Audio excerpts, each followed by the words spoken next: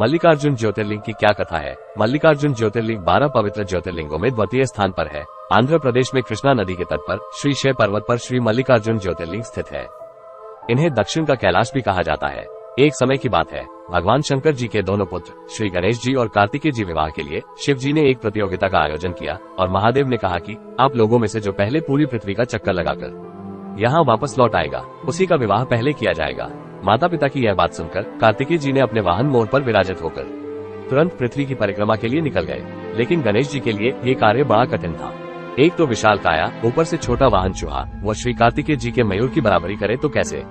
लेकिन गणेश जी की बुद्धि अपार थी।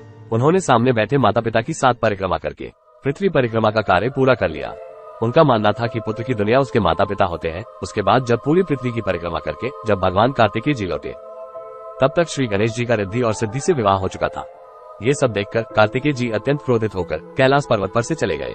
माता पार्वती जी उन्हें वहां मनाने पहुंची। तभी पीछे पीछे भगवान शंकर भी गए। कार्तिकेय जी भारत के दक्षिण में निवास करने लगे। उन्हीं के लिए माँ पार्वती और भोलेनाथ भी ज्योतिर्लिंग के रूप में वहां रहने लगे। तब से श्री मल्लिकार्जुन ज्योतिर्लिंग के नाम से प्रख्यात हुए। ये कथन के अनुसार माँ भवानी का एक नाम मल्लिका है, भगवान शिव जी का एक नाम अर्जुन है, इसलिए इस ज्योतिर्लिंग का नाम मल्लिकार्जुन पड़ा। मल्लिकार्जुन मंदिर के पीछे कुछ सीढ़ियां चढ़ने पर आदिशक्ति माता देवी ब्रह्मंबा का मंदिर है।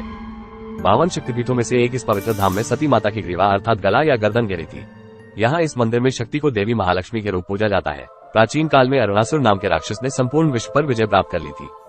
उसे भगवान श्री ब्रह्मा जी से यह वरदान प्राप्त था कि कोई भी 2 पैरों या 4 पैरों वाला जीव उसका मार न पाए। उस अत्याचारी राक्षस का अंत करने के लिए माँ आदिशक्ति ने भरामरी देवी का रूप धारण कर लिया। ब्रह्मरांबा का अर्थ है मधुमक्खियों की माता।